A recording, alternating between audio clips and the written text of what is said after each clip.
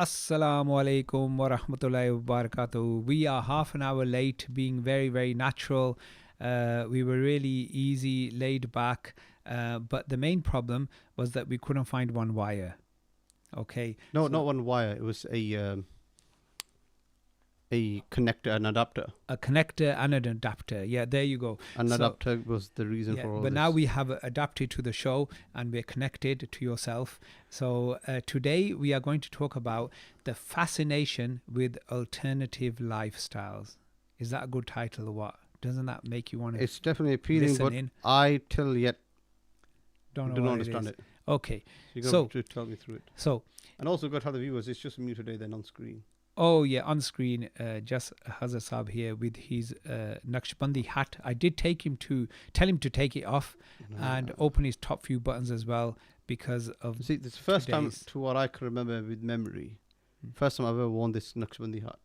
Serious. It must be a reason.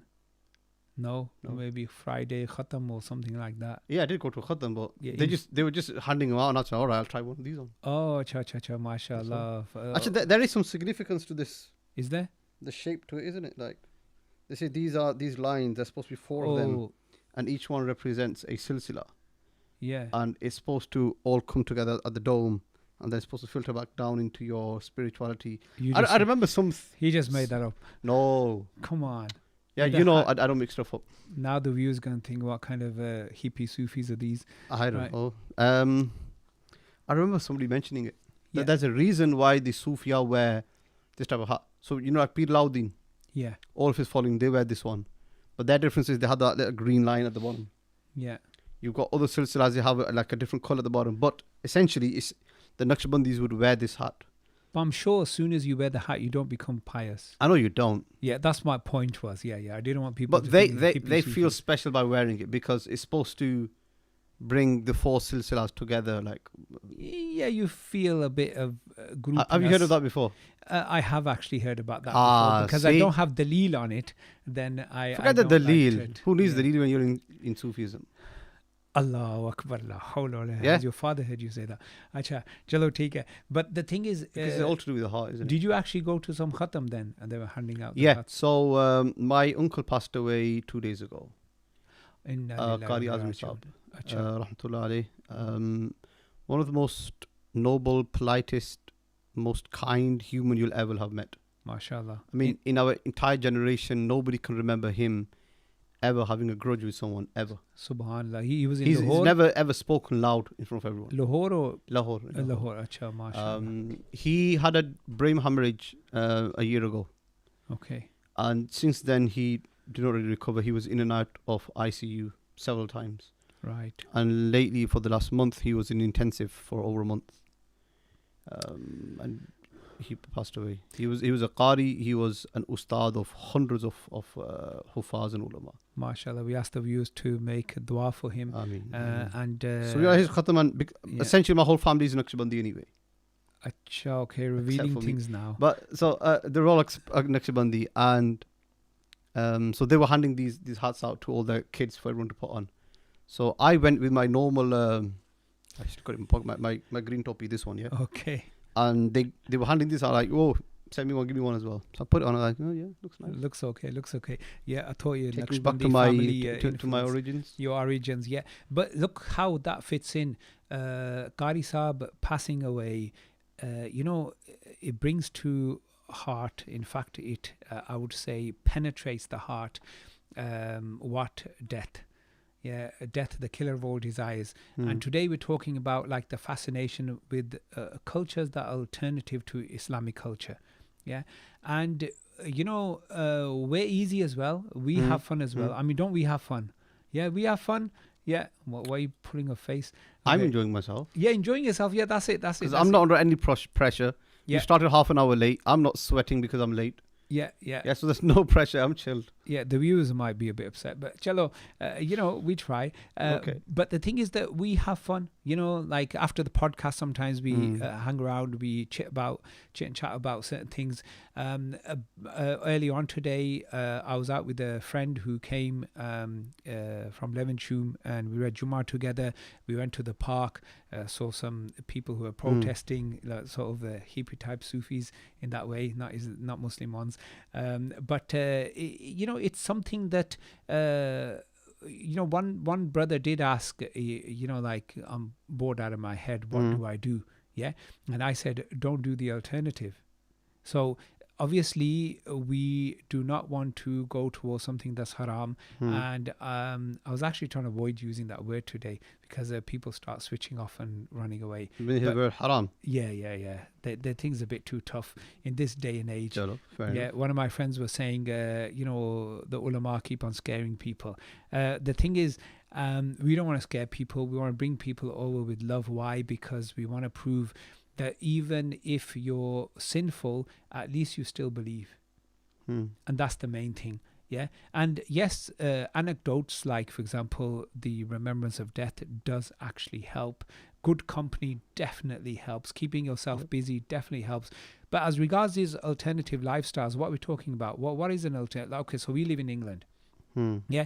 I'm just getting out the message. Yeah, that's fine. You carry on getting out the message. Yeah, absolutely. And secondly, for the viewers, normally Killer K sits behind the cameras, right behind it. So you'd see us looking in the direction of the camera. Today I'm going to look to the left because he's on my left right now for today. Well, why isn't that camera looking right? Oh, that's the opposite. Oh yeah, that's what the screen. Oh, that's like a mirror. Right, okay, yeah, it's nice to sit on this side. I just took a few photographs, send him to my wife, because on here everybody looks as if they got makeup on, which is quite good. Yeah. So there you go, halal. But you look more pretty on the Do I? All the flowers around you, and it seems if I buy these flowers are real, yeah. Yeah, but if you were married, or if you wanted to marry second time, or is your wife listening, we would sort of send a picture like this out, being more flowery, flower power and all that. That's what this camera does. The power of the camera, the lens. Mashallah. Can you actually? It can actually make you look as if you've got makeup on and you've got nothing on. Wow. So throughout Ramadan, we had a specialist cameraman who would do that for us. Wow. Now the camera you can actually tone the camera. If it's somebody with a light skin, you could tone the colouring down. Yeah. If it's dark skin, you can tone it up to make him look white. You can make him look as if he's got lipstick on. Hafiz Fahim probably listening now. Last week I did say, looks if he's got lipstick on. Yeah, so the camera does all of that for you. Yeah, we can lighten things up and exactly. Yeah, mashallah. Now these cameras, they're facing up. Yeah, the ceiling. Yeah. Now, if I have them facing directly to me, that's exactly what would happen. I'll turn all pink. Shall we do that? No, okay. No, I'm just interested now. We'll play around afterwards. But at the moment, what we're discussing, so obviously, we want to make the alternative lifestyles. Yeah, serious, but then, fun-filled as well. Because everybody keeps on saying, this generation now, this young English-speaking generation in the UK, they don't like listening to Dant, telling off. They like, with love and care and all this kind of thing. And many non-Muslims, they come to Islam through that as well, love and care. I was speaking to somebody in the USA last night as well. And all they need is acceptance. Yeah. And all of us want acceptance, don't we? Yeah. So we want love, and we want people to not judge us, see us as we are with all our faults. Now, if we expect that from people, I was thinking, what about Allah subhanahu wa ta'ala? He's even more merciful and more kind. And sometimes, and I don't want to get too hairy-fairy with this, but the thing is that what if I was to say there's nothing much to worry about? Because yes, we do end up committing sins on purpose as well, prolonging them as well, but then there's always the door of forgiveness. And can we say then is guaranteed? Yeah, if you ask forgiveness while you're alive, while you're still breathing, as long as your soul hasn't reached your throat, then you are guaranteed for forgiveness. You're trying, but it's it's one of those dialogues we've had several times. Yeah. Ana inda dhanni abdi bi. Should begin with that one. Yeah. This is a hadith Qudsi. Nabi sallallahu alayhi wa sallam said that Allah Rabbul Alameen says that I am as how the believer has an opinion of me. Yes. MashaAllah. Yeah. So however you if the think so. opinion is that Allah is forgiving, then He will be forgiving. Subhanallah. But that also comes with an aspect of responsibility. To become heedless and to continue to sin because of this confidence you now grow. Yeah. That's also wrong. That's also wrong. Yeah. But because we take our deen as we've seen it from our elders. They've seen it from their elders. Going all the way back to the Sahaba Kiram alayhim ridwan. They understood the deen better than anyone. They understood the meanings of these words as they were being described and uttered from the blessed lips of the Prophet sallallahu alaihi wasallam. Sallallahu alaihi wasallam. Yeah. And their spiritual state was such that they would manifest their khawf more than their hope. Right. Yeah. Okay. Yeah. Generally speaking, across the board, the Sahaba Kiram alayhim ridwan, their outward display was more, let's say, of their fear of being held accountable. Right. They hardly ever displayed their or expressed, the hope that they had. But Sufi That Allah Ta'ala will be forgiving. I'm talking about the first generation. Yeah. And then he made. And if they are the best of generations, I'm sure they understood the deen best. Yeah. But as we've progressed, coming to our time now, I wouldn't say progressed. Progressed in our, how we think we Time wise. Yeah. And how we now understand the deen and how we display our outward understanding, we're more inclined towards hope rather than expressing the fear. Yeah. And people that are considered or do express their fear more than their hope, they're, let's say, allow me to say, they are looked down upon. Like they're being odd. Like, for example, I'll give you example of Dawat Islami. Their munajat, and when they do their munajat, silsila and stuff like that, it seems like this is the end of the world. Right. Yeah? Okay. Then you listen to other ulama, and when they speak, it's as if this is it. Yeah, you've got a guaranteed place spot in paradise. You attended this mahfil, Allahu Akbar, Jannati, there you go. So you have both extremes. But Nabi sallallahu alaihi wasallam described, and subhanallah, he describes because he knew there will be difference of understandings. And this is his balance, isn't it? Yeah. وَكَذَلِكَ جَعَلْنَاكُمْ أُمَّةً وَسَطًا. Allah Ta'ala said in the Quran, 2nd Juz, Surah Baqarah, that we made you the balanced ummah. Yeah? That neither goes to any extreme. We are not at the extreme of too much hope that Allah is forgiving. And neither are we so much in fear that we lose that confidence that Allah Ta'ala will forgive me. Yeah? You burden yourself so much and you look down upon yourself so much that you eliminate yourself altogether and have no room for forgiveness for yourself. That's neither the case. This is why Nabi sallallahu alaihi wasallam said, Al-imanu bayn al-khawfi wal-raja. Iman is that middle state between khawf and raja. He knew, sallallahu alaihi wasallam, that it was going to happen. There would be both extremes. Yeah. So he mentioned both as well at the same time. So ana inda dhanni abdi bi, I am how the believer thinks of me. Has good opinion of me, has any opinion of me. If the opinion is that Allah Ta'ala is forgiving, yeah, but you don't abuse that hope. I think that's probably what we need to mention. Yeah. When we abuse that hope, yeah, and we continue to sin, yeah, or sin with the hope that I will be forgiven, yeah, or to sin knowing that I'll make tawbah after the sin, that's you abusing hope that Allah is forgiving. Is forgiving. Can I say some really practical? There's nothing wrong with it. Yeah, yeah. But if that sinks in and takes part in your heart and becomes part of your understanding of Allah, that I'll continue to sin, but then I'll make tawbah. Ulama say there's an extent to how much you can use that. I'll differ there. I'll kind of differ there. The reason being is Imam Ghazali alayhi rahmah, subhanallah, he was there last week, but okay.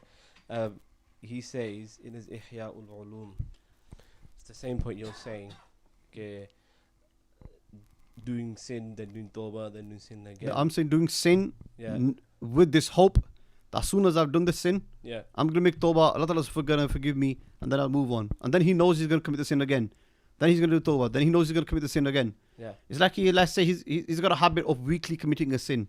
He goes to the wrong place, he watches the wrong thing, and he knows every week I'm going to do it. I'm going to make tawbah. Yeah, Allah but will what I'm forgive trying me. to say, Yeah, Imam move on. Ghazali alayhi rahmah, he says, what you need to appreciate that he is doing tawbah, and when he's done his tawbah, all of his previous sins are gone.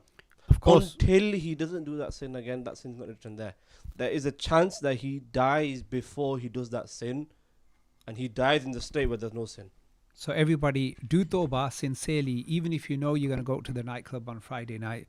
Yeah, come back and just make tawbah because Hafiz Umar is preaching this. Well, you don't know whether they're going to get to This the is nightclub. I'm quoting Imam Ghazali. I know you're Yeah. quoting Imam Ghazali, but you have to understand. You have to, unless you're What going you're to trying to read the say whole is chapter to get the people. You do guna, then you do tawbah.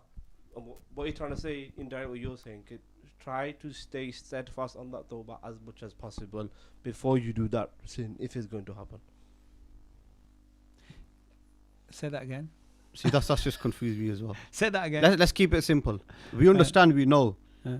and the hadith does describe clearly that follow up a sin with a good deed Yeah. because And it you wipe it out. neutralizes the effect. Yeah. Yeah. That definitely happens, and it's like say you've committed a sin during the night. Let's suppose, Shaitan will make you say, "Look, Hello. you just committed this sin last night. Are you going to read Fajr now? And you've been sinning all night. You're going to read Fajr namaz now. With what face are you going to face your Lord?" So that thought process kicks in, and he's making you think, stay to bed, forget Fajr Salah. We'll see it later on. You'll come Yeah. to Zuhr Salah, you'll get the same thoughts, the same psychology running in and out of your mind. But the Nabi Sallallahu Alaihi Wasallam has taught, if you have sinned, that's that moment is passed by. You have the door of Tawbah is still open, but neutralize that effect by doing something good. Yeah. The shaitan isn't worried about us sinning. He's worried about us doing tawbah. Exactly, because Yeah. at-ta'ibu min al-dhanbi kaman la dhanba lahu. The one who makes Tawbah is as if he's never committed that sin. Never committed this. Altogether. Another thing is what the viewers should know is Allah subhanahu wa ta'ala, He's given us days and days in which our sins can be forgiven very easily. So the next 10 days are about to come, the first 10 days of Zil Hajj. I mentioned at Jummah today as well, that these 10 days are more dear to Allah subhanahu wa ta'ala than the days of Ramadan, and each night of these 10 days is better than Laylatul Qadr. Subhanallah. Okay, and the hadith carries on that it is better for him to do ibadah in this night than going to jihad. Subhanallah. I'm putting Okay. them in my own words there, okay? Yeah. So, in regards to Tawbah, there are certain nights, Yeah. certain Bring days your in which opportunity. there's Yeah. opportunity for a person to do Tawbah. Yeah. And these 10 days are coming, as Bukhari Sharif says, that they're the most dearest days to Allah Ta'ala after Ramadan. So, one thing which Maulana Sahib said, an important thing, if somebody has gone out to sin and then likes the taste of that sin, or even doesn't like the taste of that sin too much but wants to get more taste, so what he's doing is he or she is continuing to do one sin after another. Now, and I'm talking about some not just non-practicing but practicing Muslims as well. Sometimes things like this happen to people. So when they do that, they carry on doing it. And as I've talked to a group of people who are practicing Muslims, and I asked them, regarding sin and how does it work with them. And they said this. They said, like all of them said this. They said, once you commit one sin, then you think, oh, that wasn't good enough, or I didn't get enough taste from that, or flavor, or maza, or whatever, and then pleasure. they go for a second time. And then they go for more, then they go for more, then they go for more. But they are not disbelieving in Allah, and they are not thinking that we're making a mockery of our forgiveness in any kind of way. I said, so what do you think about Allah? They said, we don't think about Allah. That's the time then, like, they're too ashamed to think about Allah. Now, shame is good, as Aisha radhiyallahu anha said as well. Yeah. But the thing is, I'm talking real life, practical. Like, look at these alternative lifestyles that we have. Like, summer's coming out, lockdown is going to, end hopefully. And then what's going to happen? Clubs and pubs and everything's going to be open. There's drink and there's not good dress more and access to sin. more access to sin. So, but one thing which we did also do with the group is look at what are we actually going for. And this was the amazing bit. So the first part was we carry on asking for forgiveness after a bunch of sins. Like we did 1, 2, 3, 4, 5, 6 sins. Yeah, we come home, we feel bad, we ask for forgiveness. Sometimes we don't get the feeling of forgiveness right away, but as time passes, Allah forgives. Yeah, and we carry on asking for forgiveness. We say in our mind, Ya Allah, we're not going to go back to it. Yeah, back of our mind, we think we want the issue more is taste. the issue is Never going to go back. from a psychological. You need to think about from a psychological. That's what viewpoint. my question to you is when Okay. Imam Ghazali said, Okay. the back of your mind think. The thing is, the human brain is like that. That when you take one thing away, Why do you come on camera here? it wants another. I've got namaz in 10 minutes. That's why. Oh, that's okay. We're freestyle here. So, Okay. you take one thing away, then it wants the next thing. Uh-huh. That's where we need to give a solution to the viewers. That if, for example, someone's got an adat of lying, Yeah. someone's got an adat of gambling, or watching the haram, or saying the haram, whatever. Now you're taking that away. What's the other thing? What's that other thing that they should get? That's the human brain works like that. Islamically, we've got, this alternative lifestyle. But Islamically, we have every single alternative to that. Go and carry so on. Imam you Ghazali alayhi rahmah, Yeah. he talks about this, that when you talk about the taste of sin, people take it so much and they like it so much, okay, and they can't come out of it. Imam Ghazali says the problem with these people is that they haven't tasted the halawatul of iman, Yeah. the taste of iman. They haven't even been able to go towards that side yet. And then he answers that question: how do you get that? How do you taste the sweetness of iman? And he says that the simple answer is, from Hadith Pak, is that lower your gaze. Mm. Lower your gaze, control your gaze. The sweetness of iman that you'll get will be nothing else. You won't be able to get anything else. This is the solution I'm giving. Practical solution. Yeah, no, absolutely. No, totally 100% agreed. There's two sides of it. One thing is at the time of sin, avoiding the sin. And the other side of it is even if you still desire that sin, don't hate the sin, but at least you ask for forgiveness. You say, Ya Allah, I'm weak. I still desire the sin. I haven't done my tazkiyah. I wish to do my tazkiyah. You help me to do my tazkiyah and ask forgiveness from all the past sins. So in your basket now, you will just have the one sin which you will commit in the future if you get that far, like Hafsab said, if you don't die before then. But all your previous sins will be forgiven because Allah is however we think of Him. Yeah, okay. Look, this is Ibn Majah, the Prophet ﷺ said that doing tawbah is like when milk comes out when you what's the word for Make yogurt ghee. Yeah. Yeah. When it once comes out, it can't go in again. Yeah. Okay. Yeah. Meaning when you don't tawbah, it's finished, gone, khatam. It's not gonna come again. It's completely deleted from your records. I mean, on the day when you wake up, it's nothing's there. It's a clear record. It's not there. Yeah. Yeah. This is why people that when they accept Islam, why do people have tears in their eyes? Yeah. Become emotional. Yeah. Because on that very moment, that spiritual that spiritual environment that's created, The cleansing. yeah, Yeah. it's the cleansing that's happening on that Yeah. spot. Subhanallah. Affects other people around him Affects as other well. people, and Alhamdulillah. all his sins are being deleted this very moment. Yeah. He's within a few seconds, he's turning out absolutely clean. Subhanallah. Yeah, like the hadith says, as if he's just born today. Envious. Absolutely. Definitely. And that's a live spiritual experience taking place. So, when, even if you've accepted Islam, sometimes I have met new Muslims who can't get rid of certain habits. They sort And this of go back this to it is from generally time to time. a lot of the non-Muslims that the convert Muslims, they experience this the most. They experience this the most. Because yes, they've come out from one extreme, haven't they? Yeah, yeah, And now they're trying to take on this path that even Muslims are finding difficult. They're Yeah. born Muslims. yeah, These guys have double the struggle now. yeah.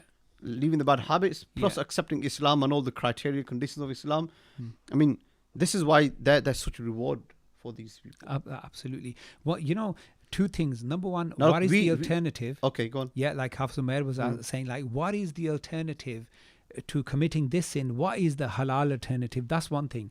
And the other thing is, that actual sin, is it really that good? Because when we sat down and we began to, so I was with a new Muslim. I'm just going to add Go on. there for what you said, alternative. You mentioned this in Ramzan, and I actually practiced it, and it actually worked as well. I never told you this.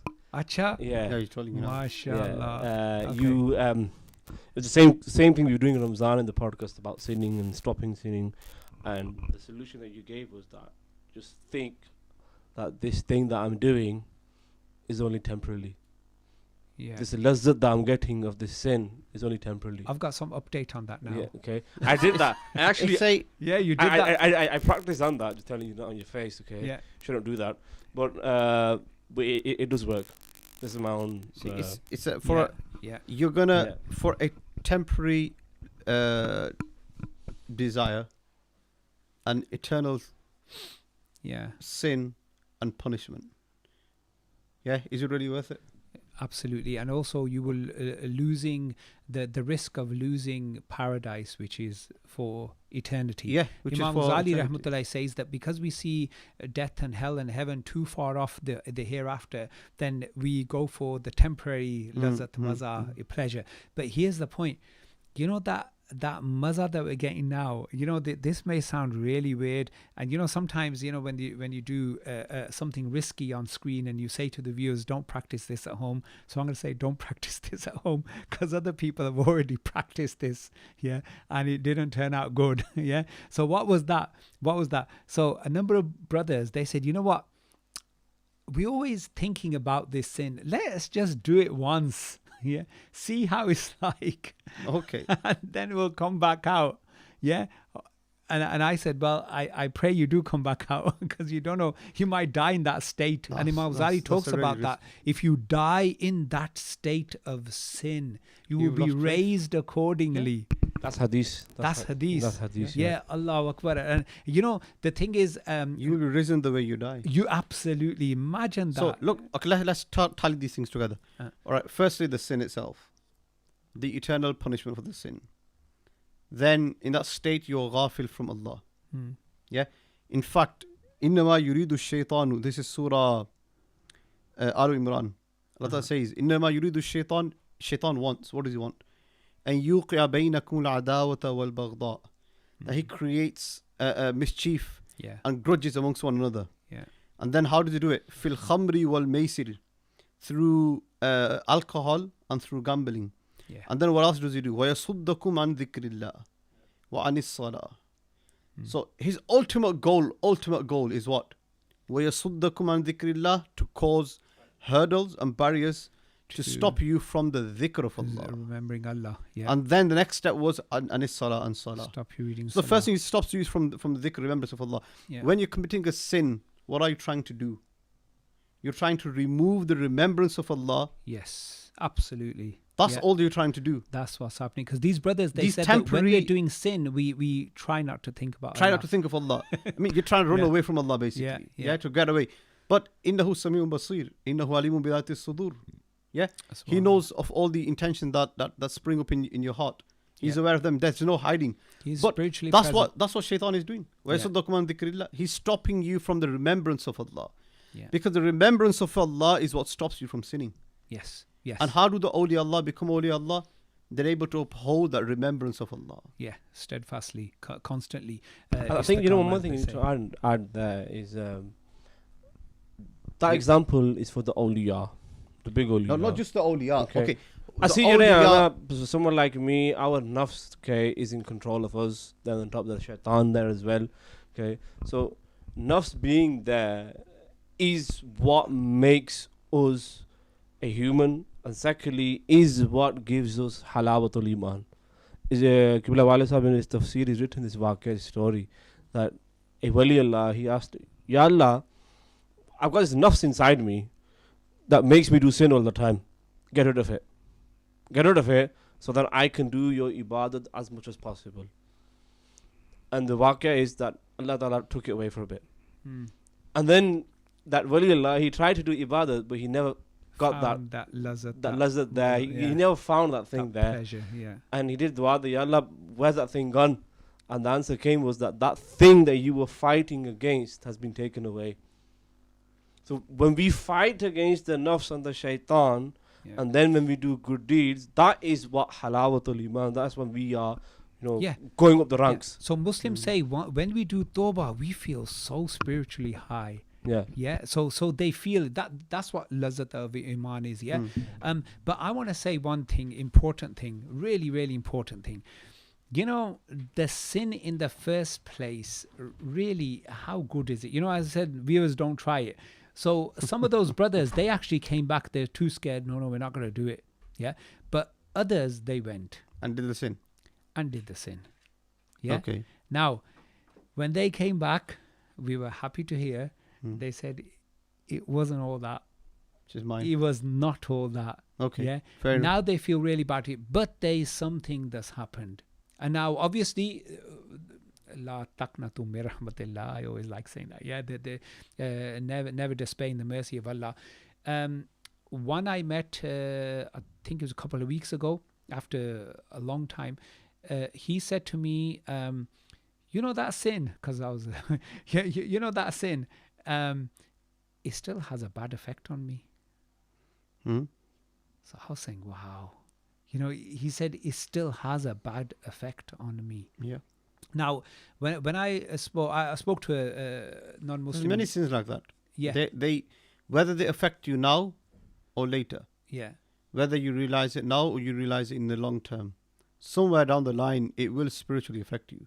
Yes. Not just spiritually, outwardly as well. You'll see the impact it has on you psychologically, on you spiritually, upon you physically, mentally, all these aspects. Sin will always leave its traces. You can never say it's completely deleted. Okay, in Allah, with Allah, it's deleted upon your record. Yeah. But the imprint on it, on your personality, upon your being, always remains. It always releases. Like you have these carbon prints. Yes. Yeah. Yeah. It leaves that sin. That Yeah. print is always going to be there. Okay, now for the brother, if he's listening now as well, and for others like this, here's another point. And I think that's more scary than actually committing the sin. It's actually really scary because I've seen people fall into despair and desperation and depression. And here's the other thing. One of our ustads said, why don't you ask Allah for more? Okay. Not that he can't give. Remove the carbon print. Remove that. And here's another thing. For the sake of Rasul Sallallahu Alaihi Wasallam, change all our evil deeds, the worst of the evil deeds, the most major sins, and their carbon footprints. Yep. Remove them Sin and prints. in their place put the best good deeds and the best carbon footprints as well. Now the thing is that, But even then, I'm not to comment on that, but I believe somewhere down the line, it will still haunt you. come on, I'm trying to give them hope, man. What are you doing? Nah. No, so- Look, I'll put it this way. Tawbah, yeah? yeah, Why do the awliya Allah continue to make tawbah?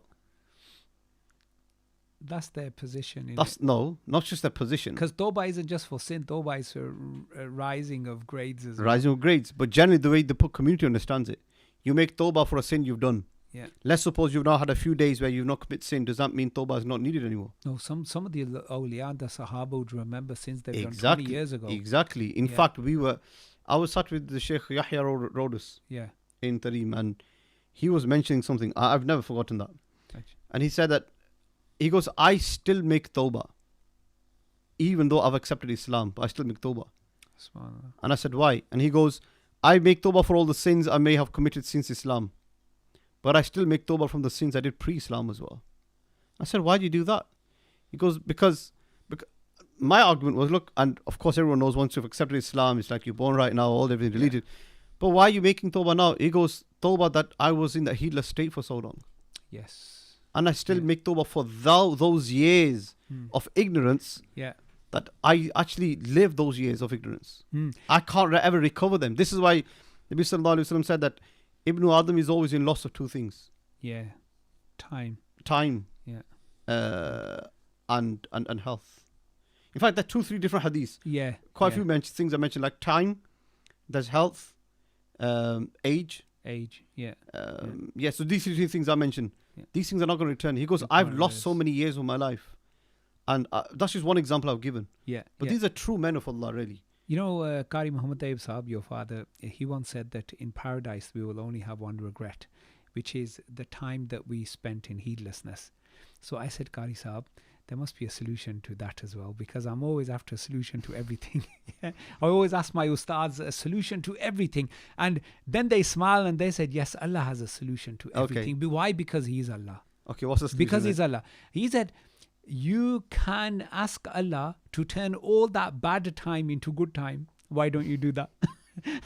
Can't Allah do that? That's a Can't He simple do that? solution. Can't He do that? Of Can't course he He can do that. See, Yeah. يُبَدِّلُ اللَّهُ سَيِّئَاتِهِمْ حَسَنَاتٍ, Quran says. MashaAllah. Subhanallah. Yeah. Yeah. You know, we make tawbah that Allah Ta'ala forgives our sins and wipes them away. Yes.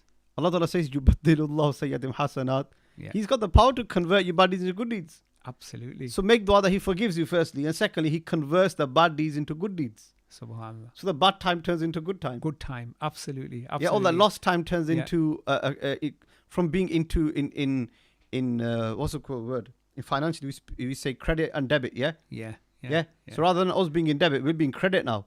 Turn it into credit. Everything's Absolutely. maximized. Subhanallah. You have the opportunity. We have the opportunity. You know, we're mostly talking so far about personal sin. There's another sin which is to do with other people. Yeah. Now, that's obviously more dangerous. Now, if somebody has hurt you with their tongue, it's sometimes very hard to get over that, and the scars of the heart last longer than the scars on the body.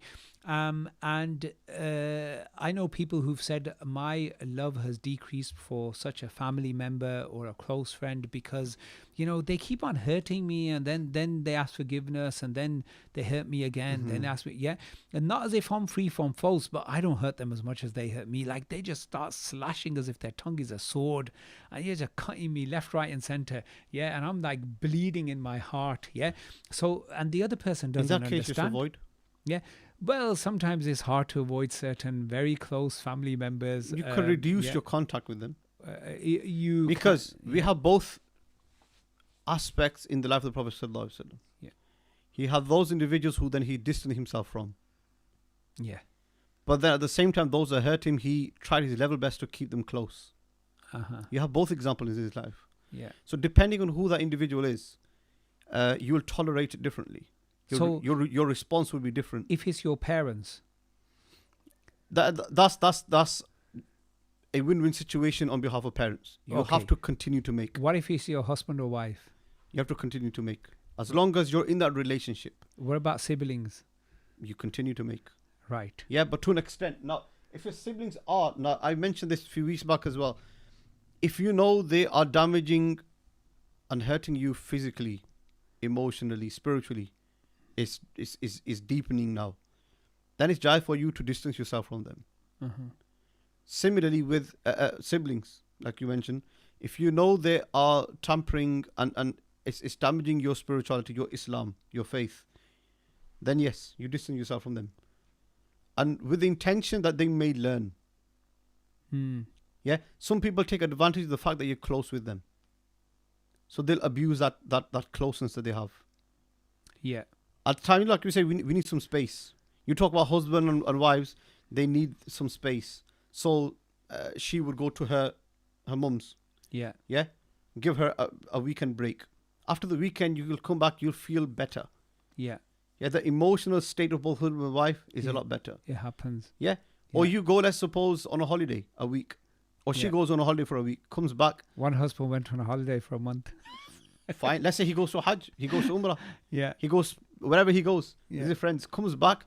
You'll see that the emotional state of both is so much better now. It's so much better. She came after him. Yeah.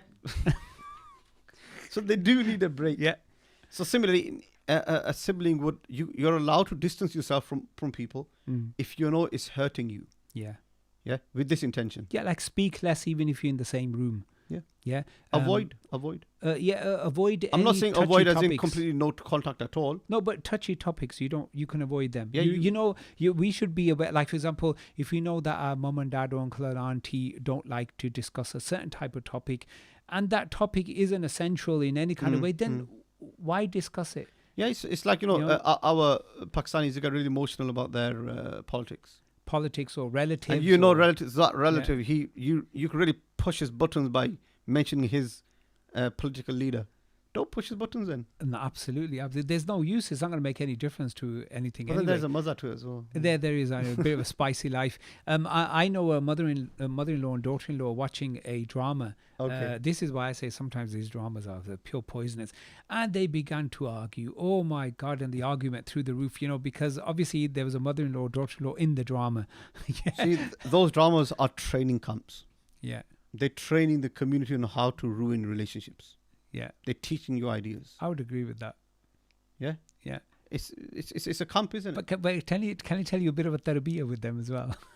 Okay, go on. Okay. So, for example, there's some aunties, what they do is they say, oh, bete, come here, I got to tell you something. Yeah, what is it, auntie? You think, oh my God, she's going to do ghibah of some relative or neighbor or friend. She goes, no. She said, in the drama, this happened. So it's not really ghibah, is it? Because it's just a story. So instead of doing ghibah of the locals, they're talking about what's happened in the drama. They should be completely blocked off all social media. I don't still understand why they're still running, why they're still happening. Right. Okay. Honestly, it's shocking. And that our community has still not grown out of it, has still not understood that this is wrong. We thought they were stuck in Amit Bachchan films, but it's continuing. Yeah. Okay. And It's too much. and here's the other thing. When people are hurt, say another person hurts you with their tongue, how do we get over it? What do we do? How do we get rid of that hurt? How do you get rid of the hurt? Yeah. I don't think you can. You need to have a really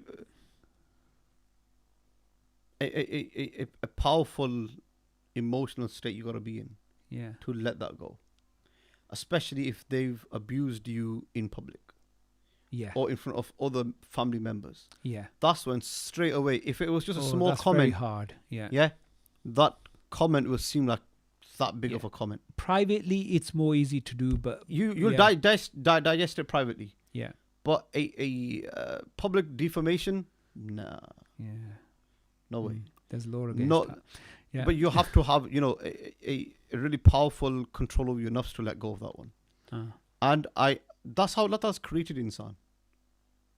And that's natural in every insan is that way. So if Allah's created us weak, as He says in the Quran, and then it's hard for us to get over things, are we then rewarded for trying to get over it? Of course we are. And if we are that's rewarded, where all the reward lies. In not bringing it up. Yeah. Letting it go past, letting it pass now. Yeah. But what about Allah? Allah wouldn't be happy with the damage that it's doing to us internally. So how do we deal with that internal damage? Is there something out of a ayah or hadith to relieve us there? In fact, the hadith teach, even Nabi sallallahu alaihi wasallam felt it. Felt hurt. Felt hurt. Like the example of Hazrat Wahshi. Yeah. Yeah. Who martyred his closest uncle, Hazrat Amir Hamza. Yeah.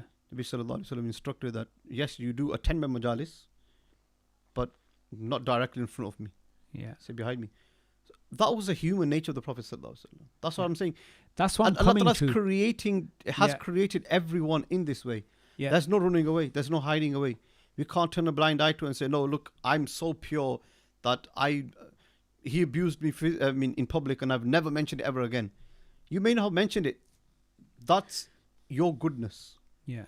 But the reality is you will always feel it in your heart. Inside. So it's easy to forgive, but difficult to forget. Yeah? Right. But what the prophetic teaching is not to bring it up again. And to eliminate any chance of that being brought up. I think Hafiz Fahim said that last time, that the minimum is that you just say from your tongue, if it's wise enough bare to minimum, say. Yeah, to forgive from your heart. But I know so many, like in our families as well, you have those emotional moments where somebody's passed away, and all the elders are sat together, and on that moment they'll all forgive one another and things done. Yeah. But after a few months, you'll notice that those things are being mentioned again. Yeah. Somewhere down the line, it crops up. Mm. But the reason is because it's in there, isn't it? You can't Yeah. get rid of it from inside there. Okay, so I wonder, because I read in Qazi Iyazi's Ashifa regarding the human qualities of the Prophet Sallallahu Alaihi Wasallam. And the reason why I wanted to really raise this up towards especially the end of the podcast before leaving the viewers, is because we're not sitting here saying that look, the Quran Sharif says this, the Hadith Sharif say this, the Awliya Allah used to do this, so you must do all of this. No, we are also saying that Allah subhanahu wa ta'ala also has said in the Quran Sharif regarding our human nature. And he, if you read the tafsirs, if you read the Hadith as well and commentaries on the Hadith, you find that Allah subhanahu wa ta'ala has created us human and weak, and there's certain things that is hard to forget, but there is always, again, I would say, a solution. With Allah, There's no despair. One of the things, like when somebody says, like a non-Muslim sometimes, like I got a number of non-Muslims, why do you love your Allah so much? I said, because it makes me happy that He's always got a way out for me. Always. He's always got a way out. Always, there's some solution there for me. And the solution for this, the forgetting bit. Yeah, because that was like torturing me, because I come across so many cases, people say it's hard to forget and it's killing me inside.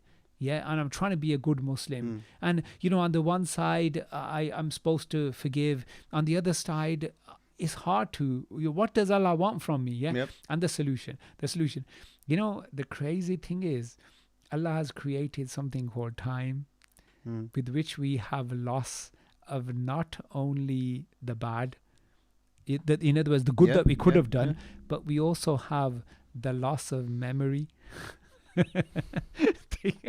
I know people. I know a guy who's in who's like, but after all it takes is one image for that person to walk past you. No, shall I tell within you? a moment. Yeah, it's like everything downloads straight away. That hurt that was that pumped up before. Yeah. It's not as intense. It's not as intense. Okay. And that's the point. It is so. In fact, there's one brother I know who's been publicly hurt by another brother. This was going back almost 15 years ago now. And then recently has met him again in the last few months. And what's actually happened is he thought, his face and his voice and his presence, I can't stand it. But then the other brother actually needed some help.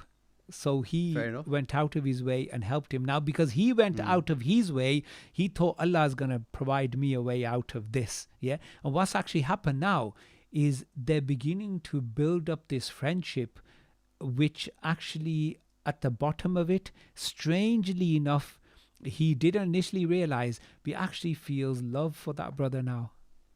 And I thought, wow, because what he did to him publicly, even going to different mosques and reporting him to newspapers and you name it, Now now the thing is that he thought, look, Allah has brought, he didn't say sweet revenge at all, but Allah has brought him to my door. And now he respects me and calls me brother and is so nice to me. When I speak, he quickly be quiet. And you think, what's happened here? Yeah, what's happening? So this is a reality, and we want to leave the viewers with reality. We don't want to put into their minds something which is hard for them to do. And we're saying to ourselves, look, we are doing this and you are not doing this. Is none of that. We're not saying this to ourselves or showing this to the view. We're all weak, we're all sinners, and we all can come out of it. We're all trying our best. We're all trying our best. The best thing is try your best and leave the result to Allah. The result is none of our business. And Allah is so kind. Try your best or you never rest. Yeah, well, inshallah, maybe rest. Inshallah. Next week, inshallah, we've got a guest coming in. MashaAllah. Who's a barrister. Yeah. Who's a high court barrister, by the way. MashaAllah. Yeah, so very well learned. And a prominent figure in the community. So we'll disclose information throughout the week, inshallah. Should be an interesting subject. Oh, brilliant. Is it confirmed? Yeah. Yeah. Yeah. So why don't So we he just, did say he did say So why don't we just say his name now? Then he's definitely gonna have to come. he's gonna have to come. Okay then. Keep it Hamad. suspense. Keep it suspense. No, no. But Yeah. So Hamad Yeah. Khan. He's a solicitor. Works. His firm is Ham Solicitors. yeah. He's also the president of Central Mosque Manchester right now. Yes. Mashallah. And the subject I have in mind is Islamophobia. yes. It's picking up, and he's working currently on a case. Okay. So I wanted him to share what his findings so far yeah. and tell us as a community Yeah. what we can do. And inshallah, if we can all get the word out, get a Yeah. good viewing on that for next Friday. Yeah. I'll have Fiz Umair's here right now. Yeah. If we can all request him to get a poster made, That would be nice. that would be nice. That would be inshallah. very good. Inshallah. Yeah. Take it. But and you know what I would suggest for next week is I know it's still on air. Is that it should be a bit like a courtroom drama. Yeah. What? You don't like dramas, do you? I like courtroom dramas. Yeah. So when Hamad Saab comes, I'm gonna be quizzing him. I'm gonna be because I usually do that. I'm gonna quiz him. I'm gonna ask him regarding some of his cases. But you know what? Seriously, he's got some brilliant comeback answers. Just to let the That's what viewers we're here. know that I mentioned Nadia Shah, of the MP of Bradford. Oh yes. She spoke up in Parliament in regards Alhamdulillah. to the Yeah. Khatb Nabuwa. Yes. Okay, I mentioned her at Jummah and I saluted her as a woman for her to speak up. Some of our MPs of Manchester, so-called whoever they are, Mhm. okay, didn't have the tawfiq to speak up, but she did. Yeah. So I said, you Yeah. need to salute her. Yeah. Hats off to her. Yeah. MashaAllah. Yeah. Chalo, take it, inshallah. See you next That's week. just an update. MashaAllah. Barakallah. Jazakumullah khair for Assalamu your alaikum time. wa rahmatullahi wa Alaikum barakatuh. salam. Thanks.